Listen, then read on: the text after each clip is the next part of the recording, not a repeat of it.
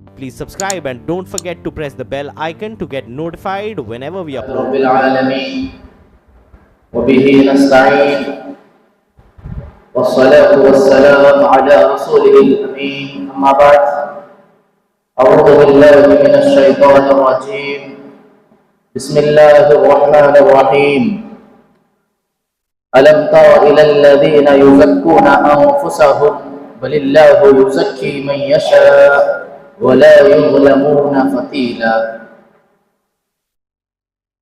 برادران اسلام، بزرگوں، نوجوان دوستوں، عزیز پیارے بچوں، اللہ رب العالمین کے فضل و کرم سے اس کی عنایت، اس کی ہدایت سمجھیے کہ ہم یہاں اللہ رب العالمین کے گھر میں جمع ہیں. ہمارے بعض دوست، ہمارے ساتھی اور بھی ہیں. ہم ساگر میں صرف اتنے ہی لوگ نہیں رہتے، اور بھی جو ہے مسلمان رہتے بستے ہیں. اللہ رب العالمین کی خاص عنایت ہے آپ پر کہ آپ اللہ رب العالمین کے گھر میں جمع ہیں. پیارے نبی صلی اللہ علیہ وسلم فرماتے ہیں، حضرت ابو ہریرہ رضی اللہ عنہ حدیث کے راوی ہیں، پیارے نبی صلی اللہ علیہ وسلم ارشاد فرماتے ہیں، مجتمع قوم فی بیت من بیوت اللہ، یہ لوگ اللہ رب العالمین کے گھروں میں سے کسی گھر میں جمع ہوتے ہیں، یتلون کتاب اللہ، قرآن مجید کو پڑھتے ہیں، ویتدارسونہ بینہم، اور دینی علم کو سیکھتے سکھاتے ہیں، سنتے سناتے ہیں.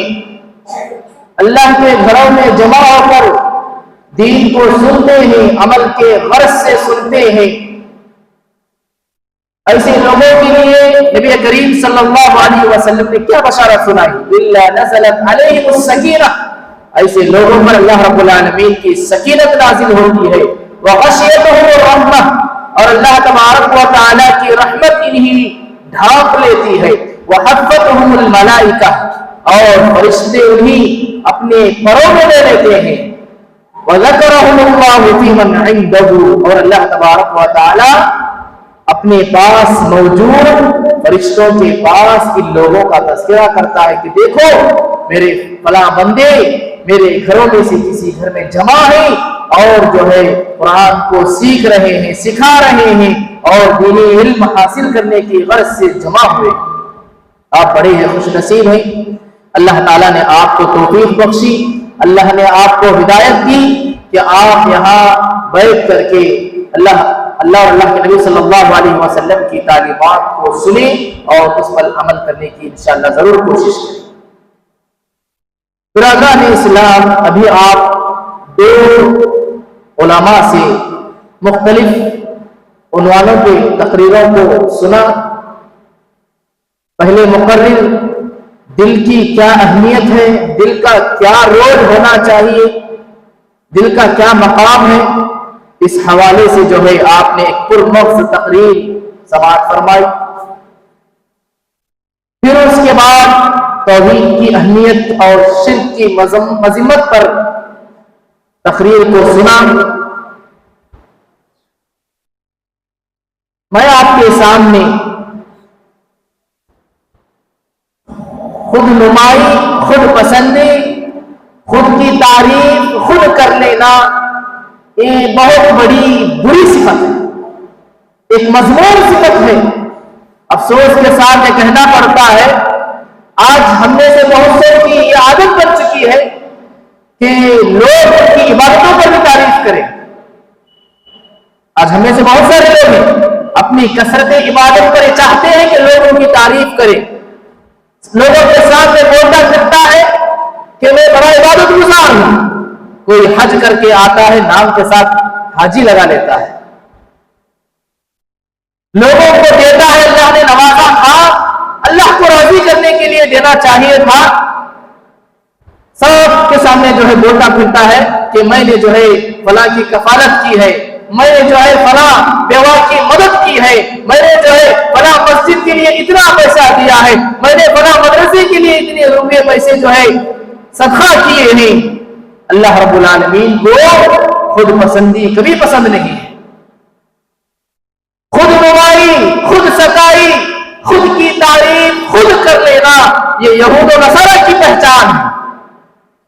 آپ کے سامنے میں نے قرآن مجید کی ایک آیت کریمہ تلاوت فرمائی جس کے اندر اللہ تعالیٰ ارشاد فرماتا ہے أَلَمْ تَرَوْا إِلَى الَّذِينَ يُزَكُّونَ أَنفُسَهُمْ، کیا تم نے ان لوگوں کی طرف نہیں دیکھا جو اپنی پاکیزگی خود آپ بیان کرتے ہیں؟ بَلِ اللَّهُ يُزَكِّي مَن يَشَاءُ، جبکہ بات یہ ہے کہ اللہ تعالیٰ جس کو چاہتا ہے پاک کرتا ہے. وَلَا يُظْلَمُونَ فَتِيلًا، اللہ تبارک و تعالیٰ رتی برابر بھی کسی پر ظلم نہیں کرنے والا ہے. یہ آیت دراصل یہود و نصارہ کے تعلق سے نازل ہوئی. یہود و نصارہ اپنے تعلق سے یہ سمجھتے تھے کہ ہم اللہ کی اولاد ہیں، ہم اللہ کے بیٹے ہیں، ہم اللہ کے چہیتے ہیں. جب ان کو کہا جاتا کہ برائی مت کیجیے، برے کاموں سے بچیے، وہ کہتے تھے کہ ہم اللہ کے بیٹے ہیں، ہم جو بھی کریں اللہ تعالیٰ معاف کرے گا. یہود و نصارہ کے علاوہ کوئی جنت میں نہیں جائے گا. نحن ابناء اللہ و احباؤہ، ہم اللہ کے بیٹے ہی اور ہم اللہ کے چہیتے ہی، ہم جنت میں جا کر ہی رہیں گے. اگر جو ہے جہنم میں جائے گی بھی تو گنتی کے چند دن، بچڑے کی عبادت ہم نے جو 40 دن کیے تھے وہ 40 دن ہی ہم جہنم میں جائیں گے. لن تمسنا النار الا ایاما معدودات، آگ ہمیں نہیں چھوئے گی مگر چند دن. یہ ان کا عقیدہ تھا. خود پسندی میں مبتلا ہو گئے، خود نمائی کا شکار ہو گئے. اللہ تبارک و تعالیٰ کو ان کی عادت پسند نہیں آئی اور اللہ تبارک و تعالیٰ امت محمدیہ کو بھی اس سے روکتا ہے. یہ بڑی بری صفت ہے. حضرت عبداللہ بن عمر رضی اللہ عنہ حدیث کے راوی ہیں. پیارے نبی صلی اللہ علیہ وسلم فرماتے ہیں کہ کیا میں تمہیں نہ بتاؤں؟ پیارے نبی صلی اللہ علیہ وسلم کہتے ہیں کہ 3 چیزیں انسان کو ہلاک کر دینے والی چیزیں. وہ کیا ہے 3 چیزیں؟ لالچ جس کی اطاعت کی جائے، خواہش جس کی پیروی کی جائے، اور تیسری چیز بندے کا اپنے عمل کو پسند کرنا، یعنی خود پسندی. کوئی نیکی کر رہا ہے، نیکی کرنے کا مقصد یہ ہے کہ لوگ اس کی تعریف کریں، لوگ اس کی ستائش کریں، اس کی نیکی پر لوگوں کے سامنے بیان کریں. ایسا اگر کوئی ہے لوگوں سے تعریف سننے کے لیے کوئی نیکی کرتا ہے گویا وہ ہلاکت کی طرف جا رہا ہے. اسی طرح اللہ کے نبی صلی اللہ علیہ وسلم حضرت سراقہ سے کہتے ہیں اے سراقہ کیا میں تمہیں نہ بتلاؤں کہ کون جنتی ہے اور کون جہنمی ہے؟ کون جنتی ہے اور کون جہنمی ہے؟ تو حضرت سراقہ رضی اللہ عنہ کہتے ہیں اللہ کے نبی کیوں نہیں بتائیے کہ کون سا عمل جنت میں لے جانے والا ہے اور کون سا عمل جہنم میں لے جانے والا ہے؟ تو اس وقت اللہ کے نبی صلی اللہ علیہ وسلم ارشاد فرماتے ہیں ہر سختی کرنے والا اپنے ماں بہنوں پر، چاہے بیوی ہو، بچے ہو، اپنی رعایا ہو، اپنے پاس کام کرنے والے کیوں نہ ہو، اگر لوگوں پر سختی سے کام لیتا ہے وہ انسان جہنم میں جائے گا. اور اسی طرح اترا کر چلنے والا، اکڑ کر چلنے والا، تکبر کے ساتھ زمین پر اکڑ کر کے جو انسان چلتا ہے وہ جہنمی ہے. اللہ تعالیٰ قرآن مجید کے اندر ارشاد فرماتا ہے وَلَا تَمْشِ فِي الْأَرْضِ مَرَحًا، زمین پر اکڑ کر نہ چلو، إِنَّكَ لَن تَخْرِقَ الْأَرْضَ وَلَن تَبْلُغَ الْجِبَالَ طُولًا، تم زمین پر اکڑ کر چلنے کے سبب نہ تم زمین کو پھاڑ سکتے ہو نہ آسمان کی پہاڑوں کی بلندیوں کو چھو سکتے ہو. اتنا کیوں کرتے ہو؟ اتنا کر چلنا یہ جہنم میں جانے والا کام ہے. اور اسی طرح نبی کریم صلی اللہ علیہ وسلم نے جہنم میں جانے کا ایک اور سبب یہ بیان کیا کہ اپنی بڑائی چاہنے والا، خود پسندی، خود نمائی چاہنے والا، اپنی بڑائی چاہنے والا انسان جو ہے جہنم میں جائے گا. جہنم میں لے جانے والا کام آج ہم میں سے بہت سارے لوگ ہیں جو اپنی بڑائی چاہتے ہیں. ہم میں سے بہت سارے لوگ چاہتے ہیں کوئی کسی جو ہے نمبر ہوتا ہے، چاہتا ہے کہ لوگ اس کی تعریف کریں، اس کی عزت کریں. پیسہ آ گیا چاہتا ہے کہ لوگ اس کی جو ہے تعریف کریں، بڑا جو ہے پیسے والا ہے، وہ جب دیتا ہے تو اس کی یہ نیت ہوتی ہے کہ لوگ کہیں کہ بڑا فیاض، بڑا سخی ہے، بڑا خود دیتا ہے۔ یہ اگر تعریف کے ساتھ، خود پسندی کے ساتھ اگر کوئی عمل کرتا ہے، نیکی کرتا ہے، اس کی یہ نیکی قابل قبول نہیں ہوتی۔ اللہ کے نبی صلی اللہ علیہ وسلم نے تو یہاں تک فرمایا ہے کہ اپنی تعریف آپ کرنے کی بات تو دور، اگر سامنے والا کسی انسان کی تعریف کرتا ہے، منہ کے سامنے اگر کوئی تعریف کرتا ہے، پیارے نبی صلی اللہ علیہ وسلم نے اس سے منع کیا ہے۔ اگر کسی کے اندر اچھائی ہے، خوبی ہے، سامنے اگر تعریف کرتا ہے تو اس کے منہ میں مٹی ڈالو، یہ تعلیم ہے شریعت کی۔ لہذا خود پسندی کے عمل سے جو ہے اپنے آپ کو بچانا چاہیے۔ انسان اگر خود پسندی کے ساتھ نیکی کرتا ہے، کبھی کبھار وہ انسان مغرور ہو جاتا ہے، تکبر کا شکار ہو جاتا ہے۔ اللہ تعالیٰ اہل ایمان کی صفات بیان کرتے ہوئے سورہ مومن کے اندر ارشاد فرماتا ہے، وَالَّذِينَ يُؤْتُونَ مَا آتَوْا وَقُلُوبُهُمْ وَجِلَةٌ أَنَّهُمْ إِلَىٰ رَبِّهِمْ رَاجِعُونَ۔ اہل ایمان کون؟ اہل ایمان وہ ہیں جو تقوی اختیار کرتے ہیں، عاجزی اختیار کرتے ہیں، تواضع کے ساتھ زندگی کو بسر کرتے ہیں۔ اللہ تعالیٰ اس آیت کریمہ کے اندر ارشاد فرماتا ہے، وَالَّذِينَ يُؤْتُونَ مَا آتَوْا، اللہ تعالیٰ نے جو کچھ بھی دے رکھا ہے، اللہ کے راہ میں دیتے ہوئے ڈرتے ہیں، کانپتے ہیں۔ اما عائشہ صدیقہ رضی اللہ عنہا کو یہ آیت سمجھ میں نہیں آئی، پیارے نبی صلی اللہ علیہ وسلم سے پوچھتی ہے، اللہ کے نبی جو ڈر ڈر کر کے اللہ کی راہ پہ دیتے ہیں، کیا یہ وہ لوگ ہیں جو قتل کرنے والے ہیں، جو زنا کرنے والے ہیں، جو چوری کرنے والے ہیں، شراب پینے والے، یہ لوگ مراد نہیں؟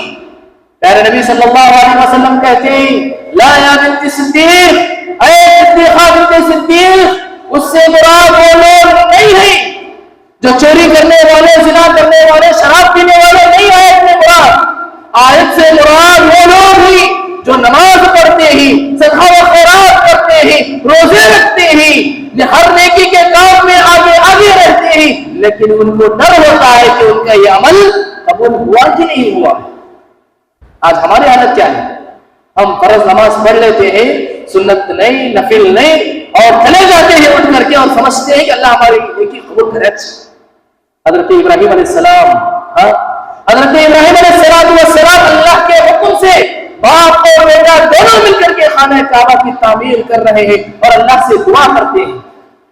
وَإِذْ يَرْفَعُ إِبْرَاهِيمُ الْقَوَاعِدَ مِنَ الْبَيْتِ وَإِسْمَاعِيلُ رَبَّنَا تَقَبَّلْ مِنَّا۔ اللہ کے حکم سے اللہ کے گھر کی تعمیر کر رہے ہیں، اللہ کی نظروں میں کام کر رہے ہیں، اللہ کی نگرانی میں کام کر رہے ہیں، اور آنکھ اٹھتے ہیں اللہ تعالیٰ کے بارگاہ میں، ربنا تقبل منا، اے اللہ ہماری اس نیکی کو قبول فرما۔ یہ ہے اہل ایمان، ایسے ہمارے اندر صفات ہونی چاہیے۔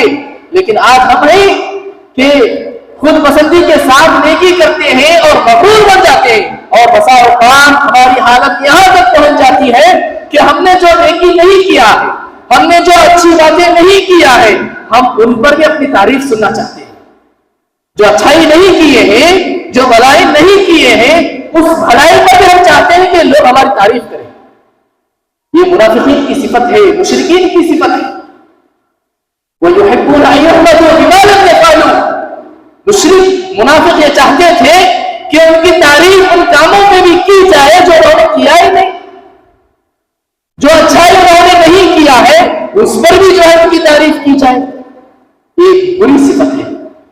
اللہ تعالیٰ نے اگر آپ کو توفیق دیا ہے، اچھائی کر رہے ہیں، نیکی کے کاموں میں آگے آگے ہیں، اللہ کا شکر بجا لائیے، اللہ کا شکر بجا لائیے کہ اللہ تعالیٰ نے ہمیں جو نیکی کا جو ہے ہدایت دی، ہم نیکی کر رہے ہیں، اللہ نے ہمیں ہدایت سے نوازا، سب سے بڑی دولت ہے۔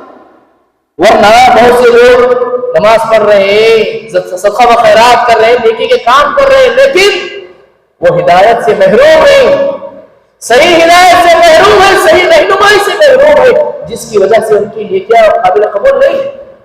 اللہ کا شکر بجا لائیے کہ اللہ نے ہمیں توحید پرست بنایا، صحیح راستے پر اللہ تعالیٰ نے ہمیں چلا رہا ہے، صحیح راستے کی طرف رہنمائی کی ہے۔ اللہ کا اس پر جتنا بھی شکر بجا لائیں کم ہے۔ برادران اسلام، اما عائشہ صدیقہ رضی اللہ عنہا پر منافقین نے تہمت لگا دیا، اللہ اکبر، الزام لگایا اپنا عائشہ صدیقہ رضی اللہ عنہا پر، زنا کا الزام لگایا.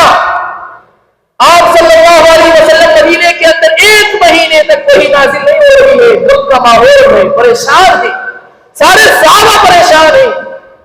منافقین نے الزام لگایا، تہمت لگائی، اور اما عائشہ رضی اللہ عنہا پر الزام لگانے والوں میں سے صادق الایمان 3 صحابہ بھی تھے. منافقین کی باتوں میں آ گئے اور عائشہ رضی اللہ عنہا پر الزام لگا دیا، تہمت لگا دی. اور باقی جو لوگ تھے اللہ کے فضل سے اللہ تعالیٰ نے انہیں بچا لیا.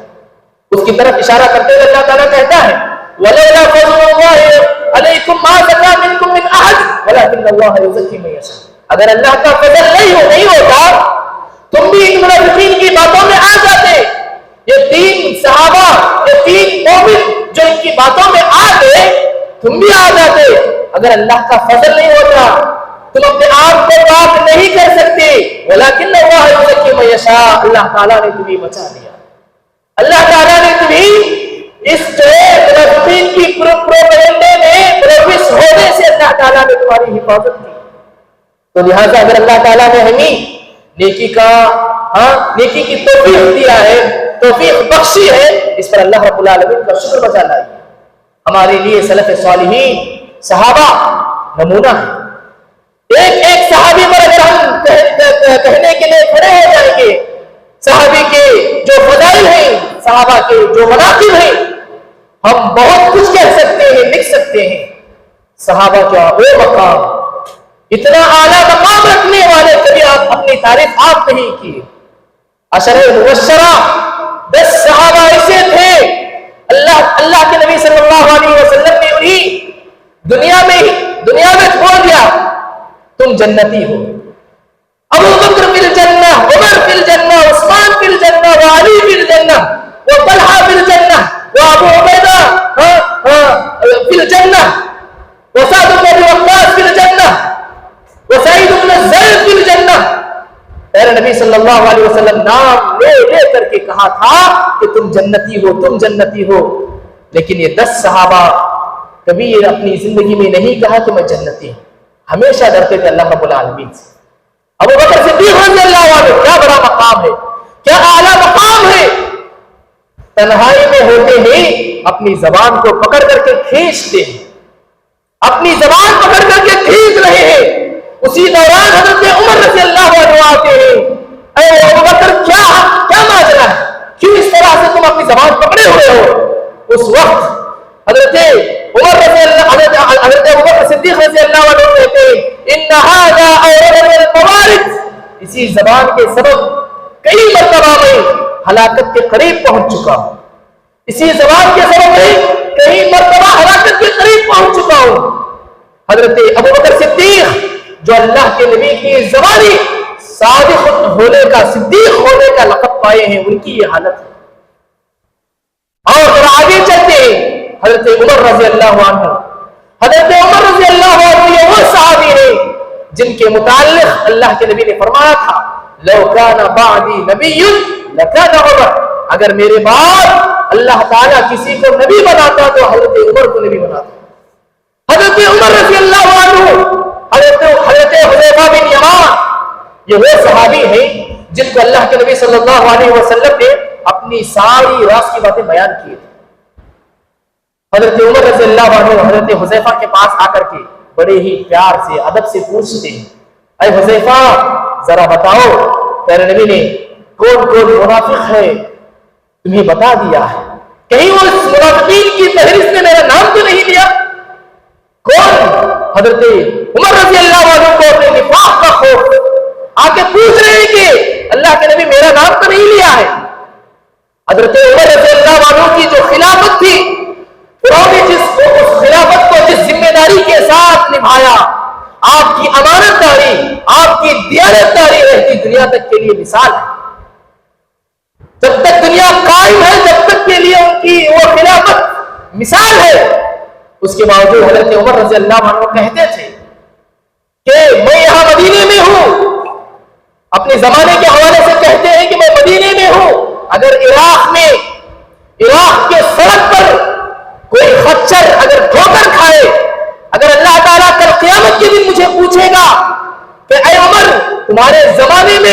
عراق کی سڑکیں تم نے صحیح نہیں کیا، عراق کے راستوں کو تم نے درست نہیں کیا، جس کی وجہ سے ایک خچر جو گھوڑا اور گدھے کے درمیان ہوتا ہے اسے ٹھوکر لگی تھی، تم نے کام کیوں نہیں کیا؟ سڑکوں کو تم نے درست نہیں کیوں کیا؟ اگر اللہ نے مجھے سوال کیا تو میں کیا جواب دوں؟ یہ احساس تھا۔ اور اسی طرح حضرت عمر رضی اللہ عنہ کو صبح کی نماز پڑھا رہے تھے، ایک مجوسی ابو لؤلؤ فیروز نامی ایک شخص چھرا بھوک دیتا ہے اور آخری سانسیں لے رہے ہوتے ہیں حضرت عمر رضی اللہ عنہ، لوگ آتے جاتے ہیں، بشارتیں سنا رہے ہیں، خوشخبری دے رہے ہیں، عمر خوش ہو جاؤ، تم نے بہت اچھی زندگی گزاری ہے، تم نے خلافت کی بہت اچھی ذمہ داری نبھائی ہے، لوگ آ کر کے بشارتیں دے رہے ہیں۔ لیکن حضرت عمر رضی اللہ عنہ کہتے ہیں پھر قیامت ہوگی، حشر کی عدالت ہوگی، اگر اللہ تعالیٰ مجھے بس اتنا کہہ دے کہ عمر نے جو زندگی بتائی، عمر نے جو خلافت کی ذمہ داری نبھائی، اس پر نہ وہ اجر و ثواب کا مستحق ہے اور نہ ہی وہ عذاب و عقاب کا مستحق ہے، تو میرا بیڑا پار ہے۔ اللہ اکبر۔ حضرت عمر کہا کرتے تھے رحم اللہ عمران اہدیٰ الی عیوبی، اللہ تعالیٰ اس پر رحم و کرم کا معاملہ کرے جو میرے پاس آ کر کے میرے عیوب کو بیان کرے، میرے نقائص کو بیان کرے، میرے اندر جو برائیاں ہیں اس ان برائیوں کو مجھے آ کر کے بتائے، اللہ تعالیٰ اس شخص پر رحم کرے۔ آج اگر ہمیں آ کر کے کوئی کہے کہ تمہارے اندر مولانا فلاں شخص تمہارے اندر یہ برائی ہے، یہ صفت ہے، ہم بھڑک جاتے ہیں، جبکہ حضرت عمر رضی اللہ عنہ کہہ رہے ہیں اللہ اس پر رحم کرے۔ اگر میرے اندر کوئی عیب دیکھے تو مجھے آ کر بتائے کہ اے عمر تمہارے اندر یہ عیب ہے۔ اللہ یہ تھے ہمارے صحابہ، یہ تھے ہمارے اسلاف، ایسے جو ہے ہم کو ہونا چاہیے، سلف صالحین کو ہم نمونہ بنائیں۔ حضرت عبداللہ بن مسعود رضی اللہ عنہ، اللہ اکبر، بڑے ہی جلیل القدر صحابی ہیں، ان کے آگے پیچھے ان کے شاگرد گھوما کرتے تھے۔ ایک مرتبہ کہتے ہیں لو یعلم الناس ذنوبی ما وقع عاقبی آج، لوگ اگر میرے گناہوں کو جان لیں میرے آگے پیچھے کوئی نہیں رہے گا، کوئی نہیں ہے۔ حضرت عبداللہ بن مسعود رضی اللہ عنہ ایک مرتبہ ایک درخت پہ چڑھ جاتے ہیں، بڑے ہی دبلے پتلے تھے حضرت عبداللہ بن مسعود رضی اللہ عنہ، ایک درخت پہ چڑھتے ہیں اور ہوا چلنے لگتی ہے، درخت کی ڈالیاں ہلنے لگتی ہیں، تو حضرت عبداللہ بن مسعود رضی اللہ عنہ کی پنڈلیاں نظر آتی ہیں، صحابہ دیکھ کر مسکراتے ہیں، ہنستے ہیں۔ اللہ کے نبی صلی اللہ علیہ وسلم کہتے ہیں کل قیامت کے دن حضرت عبداللہ بن مسعود رضی اللہ عنہ کی یہ پنڈلیاں بہت پہاڑ سے زیادہ وزنی ہوگی، بہت پہاڑ سے زیادہ وزنی ہوگی حضرت عبداللہ بن مسعود رضی اللہ عنہ کی یہ پنڈلیاں۔ لیکن حضرت عبداللہ بن مسعود رضی اللہ عنہ کیا کہتے ہیں لو یعلم الناس ذنوبی ما وقع عاقبی احد، کہ اگر لوگ میرے گناہوں کو جان لیں گے میرے آگے پیچھے رہنا چھوڑ، کبھی خود کی تعریف خود پسندی کو صحابہ کرام نے پسند نہیں کیا۔ اما عائشہ صدیقہ رضی اللہ عنہا، پیارے نبی صلی اللہ علیہ وسلم کی وفات ہوتی ہے، آپ کو جہاں انتقال کر گئے وفات پاتے ہیں وہیں دفنایا جاتا ہے، اور بازو میں حضرت ابو بکر اور حضرت عمر کو دفنایا جاتا ہے، وہیں ان کا مقبرہ ہوتا ہے۔ حضرت عائشہ رضی اللہ عنہا کی بھی خواہش تھی ایک اور قبر وہاں جو ہے دفنائی جائے، اتنی جگہ خالی تھی۔ شروع میں اما عائشہ کی بھی خواہش تھی کہ پیارے نبی صلی اللہ علیہ وسلم کی بغل میں انہیں دفنایا جائے، لیکن اپنے بھانجے حضرت عبداللہ بن زبیر رضی اللہ عنہ کو بلا کر کے سمجھاتی ہیں، کہتی ہیں اے عبداللہ جب میں اس دنیا سے وفات پا جاؤں تو آپ ازواج مطہرات امہات المؤمنین کو جہاں دفنایا گیا ہے بقیع کے اندر مجھے بھی وہیں دفنا دیں۔ کیوں؟ اگر مجھے یہاں دفنایا گیا تو لوگ یہ سمجھیں گے کہ باقی امہات المؤمنین سے بڑھ کر حضرت عائشہ رضی اللہ عنہا کا مقام کچھ بڑا ہی تھا۔ فإني أكره أن أزكى، کہتے ہیں کہ لوگ یہ خیال نہ کریں کہ حضرت عائشہ کا رتبہ ان کا مقام باقی امہات المؤمنین سے بڑھ کر تھا، یہ خیال یہ تصور لوگوں کے ذہن میں نہ آئے، اس لیے میں کہہ رہی ہوں کہ مجھے جو ہے بقیع کے اندر دفن کرنا جب میں اس دنیا سے وفات پا جاؤں۔ اللہ اکبر، یہ تھے ہمارے صحابہ، یہ تھے ہمارے صحابہ۔ میرے محترم بھائیو، سعید بن زید رضی اللہ عنہ، ابو داؤد کی حدیث ہے، حدیث سنا رہے ہیں، یہی عشرہ مبشرہ والی، ابو بکر فی الجنہ، عمر فی الجنہ، عثمان فی الجنہ، علی فی الجنہ، طلحہ فی الجنہ، ابو عبیدہ فی الجنہ، سعد بن ابی وقاص فی الجنہ. یہ حدیث سنا رہے ہیں، 9 صحابہ کا نام لیتے ہیں اور آخر میں آ کر رک جاتے ہیں. کیوں؟ اس لیے کہ 10ویں صحابی خود حضرت سعید بن زید تھے. خود کچھ دیر کے لیے رک جاتے ہیں اور رکنے کے بعد کہتے ہیں 10ویں صحابی کا اگر میں نام لوں اللہ تعالیٰ مجھے نہیں پکڑے گا، میرا مواخذہ نہیں کرے گا. وہ 10ویں صحابی سعید بن زید. ایسے بھی ہمارے صحابہ خود کی تعریف کبھی پسند نہیں کی ہے. ایک بہت بڑے محدث ہیں یحییٰ بن معین رحمہ اللہ، بہت بڑے محدث، امام اہل سنہ، امام احمد بن حنبل رحمہ اللہ کے حوالے سے لکھتے ہیں، کہتے ہیں کہ میں نے امام احمد بن حنبل کے ساتھ 50 سال تک رہا. کتنے؟ 50 سال. 50 سال کی یہ مدت کوئی معمولی مدت نہیں ہے. 5 دن کی، 5 سال کی، 10 سال کی مدت نہیں، بلکہ 50 سال. کہتے ہیں میں 50 سال ان کے ساتھ رہا، لیکن امام احمد بن حنبل نے کبھی اپنی تعریف نہیں کی. آج ہم 1 گھنٹہ 2 گھنٹے کسی کے ساتھ رہے، باتوں باتوں میں اپنی تعریف کرنا شروع کر دیتے ہیں. میں وہ ہوں، میں یہ ہوں، میں نے یہ کیا، میں نے وہ کیا. امام اہل سنہ امام احمد بن حنبل رحمہ اللہ ایسے تھے، کبھی اپنی تعریف نہیں کی.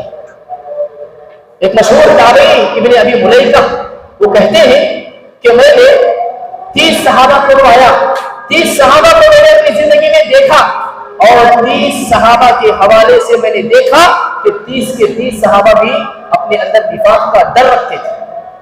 نفاق کا ڈر رکھتے تھے 30 کے 30 صحابہ بھی. تو لہٰذا میرے محترم بھائیوں، وقت بولے تو ہے اور 5-6 منٹ میں اپنی گفتگو کہہ کر کے اپنی بات کو ختم کرنے کی کوشش کروں گا.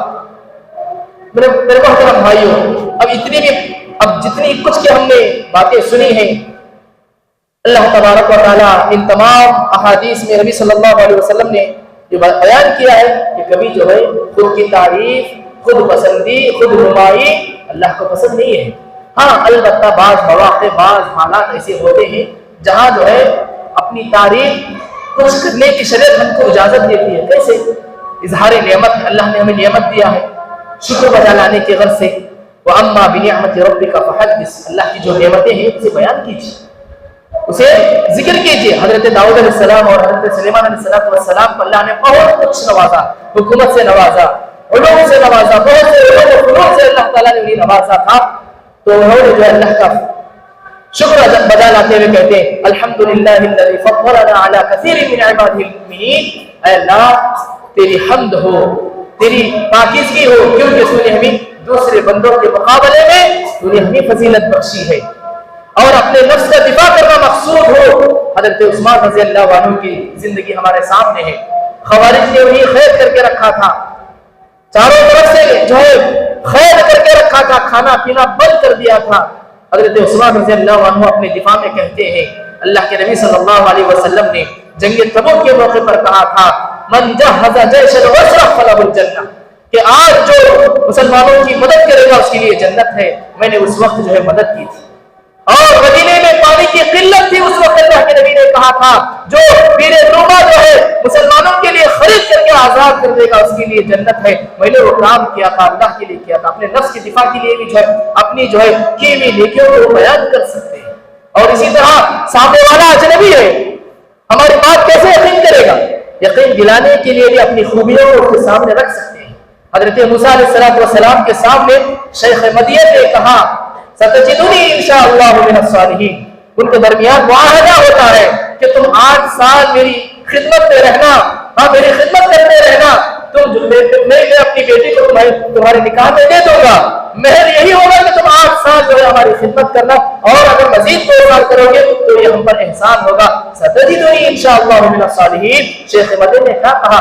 8 سال 10 سال جو تم میرے ساتھ رہو گے تو تم مجھے دیکھ پاؤ گے، تم مجھے دیکھ پاؤ گے. یہ جو بات کہی ہے اپنی تعریف کے لیے نہیں بلکہ سامنے والے کو یقین دلانے کے لیے. حضرت یوسف جو ہے موسیٰ علیہ السلام ان کو نہیں جانتے تھے، اجنبی تھے. سامنے والے کو یقین دلانے کے لیے بھی جو ہے اس طرح سے جو ہے کہہ سکتے ہیں مزید جو ہے وقت ہو چکا ہے. میرے محترم بھائی یاد رکھیں اگر کوئی ہمارے سامنے ہماری تعریف کرتا ہے تو اللہ رب العالمین کے سامنے جو ہے یہ دعا کرنا چاہیے, اللہم اجعلنی خیرا مما یظنون, اے اللہ میرے تعلق سے سامنے والا جو خیال رکھ رہا ہے اس سے بہتر مجھے بنا, اس سے بہتر مجھے بنا. واغفر لی ما لا یعلمون, اے اللہ میرے گناہ بھی ہیں مجھے معاف فرما کیونکہ میرے گناہوں کو یہ شخص نہیں جانتا ہے. وَلَا تُؤَاخِذْنِی بِمَا يَقُولُونَ, میری تعریف جو یہ کر رہے ہیں اے اللہ کل قیامت کے دن جو ہے میرا مؤاخذہ نہ کرنا. یہ دعا کرنا چاہیے. اور یاد رکھیں میرے محترم بھائیوں, نفس ہمیشہ چاہتا ہے کہ جو ہے اپنے آپ کی تعریف ہو, خود پسندی آئے, خود نمائی ہو. نفس کو کچلنے کی صلاحیت اپنے اندر پیدا کرو.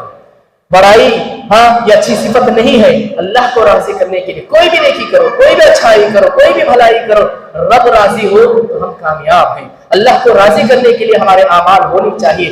ورنہ اگر دکھانے کے لیے, ریاکاری کے لیے, تعریفیں سننے کے لیے اگر ہم نے کوئی اچھائی کی, اچھے کام کرتے ہیں, وہ ہمارے وہ اچھائیاں وہ نیکیاں کل قیامت کے دن ہمارے کچھ کام نہیں آئیں گے. رب العالمین سے میں دعا کرتا ہوں کہ جو بھی باتیں قرآن و حدیث کے حوالے سے یہاں کہی گئی ہیں اللہ تعالیٰ مجھے اور آپ تمام کو ان تمام باتوں پر عمل کی توفیق نصیب فرمائے. اللہ تعالیٰ جب تک ہمیں اس دنیا کے اندر زندہ رکھے, ایمان کی حالت میں زندہ رکھے, اسلام کی حالت میں زندہ رکھے, اور جب خاتمہ ہو تو خاتمہ بالخیر ہو, اور ہماری زبانوں سے کلمہ شہادت لا الہ الا اللہ محمد رسول اللہ جاری ہو.